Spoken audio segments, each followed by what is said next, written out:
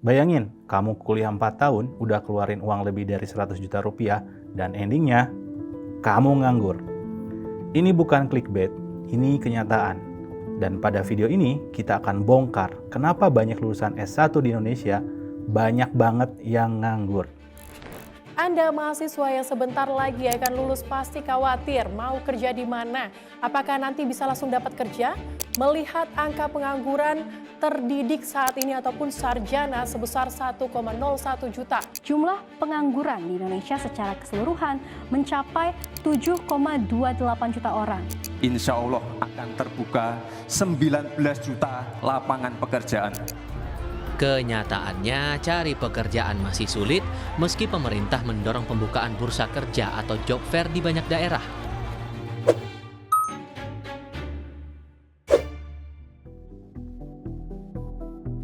Menurut data resmi, lebih dari 1 juta lulusan sarjana di Indonesia menganggur. Padahal, secara logika, mereka kan udah belajar, ikut magang, skripsi, sidang, bahkan wisuda. Harusnya gampang banget dong cari kerja. Tapi kenapa malah jadi bagian dari statistik pengangguran? Dan lebih sedihnya lagi, banyak orang tua ngabisin tabungan, bahkan sampai jual sawah demi biaya kuliah anaknya. Tapi hasilnya, anaknya malah balik ke rumah nggak bawa kerjaan. Sedih ya?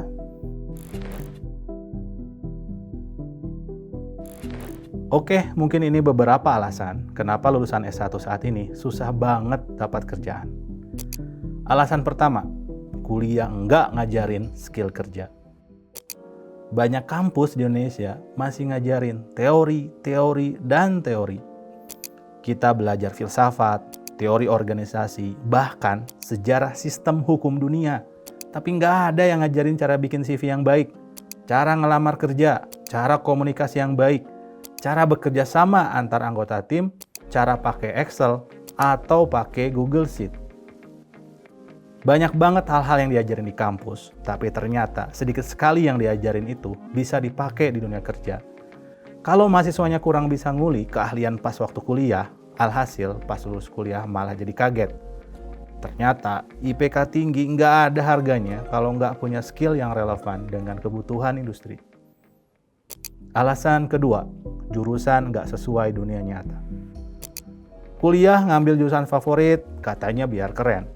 Tapi pas lulus, nggak ada perusahaan yang nyari jurusan itu. Banyak industri berkembang pesat banget. Ada teknologi, data science, digital marketing. Tapi kampusnya masih aja kayak hidup di tahun 90-an.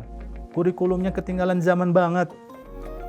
Sarjana komunikasi, saingannya influencer TikTok. Sarjana ekonomi, saingannya robot AI. Kebayang kan gimana ketatnya persaingan. Alasan ketiga, akreditasi bohongan. Akreditasi Universitas Lambung Mangkurat Kalimantan Selatan turun drastis dari A menuju C. Penurunan ini terjadi imbas pencopotan 11 guru besar terkait skandal jurnal abal-abal. Kalian tahu nggak sih, salah satu biang kerok kenapa lulusan S1 banyak yang nganggur itu bukan cuman salah jurusan.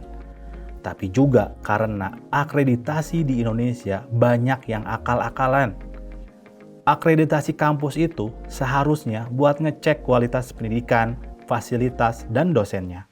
Tapi di Indonesia seringnya cuma soal dokumen yang rapi dan struktur organisasi yang kelihatannya bagus doang. Kampus bisa dapat akreditasi A, padahal dosennya jarang banget nulis jurnal ilmiah. Kurikulumnya nggak pernah diupdate dan lulusannya susah banget diterima kerja. Ini sih namanya nipu. Bahkan banyak kampus yang sampai menyewa konsultan buat mengakali laporan demi dapat nilai akreditasi yang bagus, tanpa ada perbaikan nyata di dalamnya. Inilah yang kita sebut inflasi akreditasi. Jadi, akreditasi itu cuma formalitas, nggak ada jaminan mutu yang sebenarnya. Akibatnya, HRD di perusahaan bingung. Kalian sebagai lulusan juga bingung, dan perusahaan jelas kecewa. Coba deh kalian lihat negara-negara maju kayak Finlandia, Jepang, atau Singapura. Mereka pakai sistem evaluasi yang berdasarkan hasil nyata lulusan.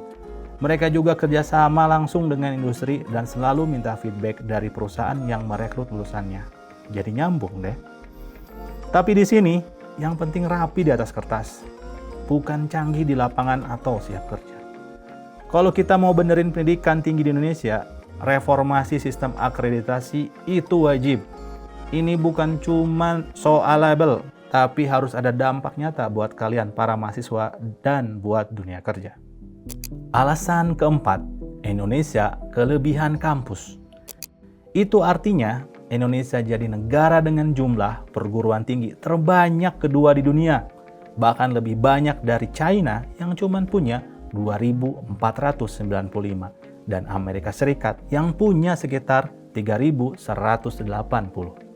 Tapi sayangnya banyak dari kampus-kampus ini nggak punya standar mutu yang jelas. Yang penting terima mahasiswa dan dapat uang iuran, bukan benar-benar nyiapin lulusan yang siap kerja. Alasan kelima, pasar kerja nggak mampu menampung. Setiap tahun ratusan ribu sarjana baru bermunculan, tapi lapangan kerja cuma tumbuh segitu-gitu aja. Jadi nggak seimbang antara jumlah lulusan dan lowongan. Banyak juga perusahaan yang nggak mau rekrut fresh graduate. Alasannya butuh pengalaman. Emang lulus kuliah langsung jadi manajer? Kan nggak mungkin kan?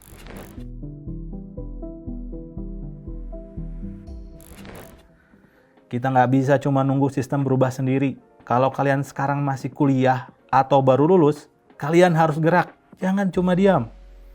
Yuk belajar skill yang relevan di luar kampus. Desain grafis, coding, digital marketing, atau komunikasi.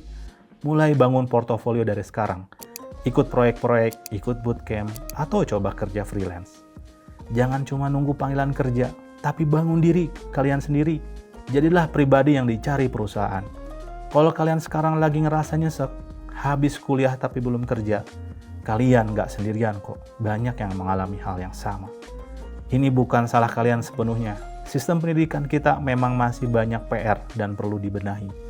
Tapi jangan jadikan itu alasan buat nyerah ya. Kalau kalian setuju, pendidikan harus diubah.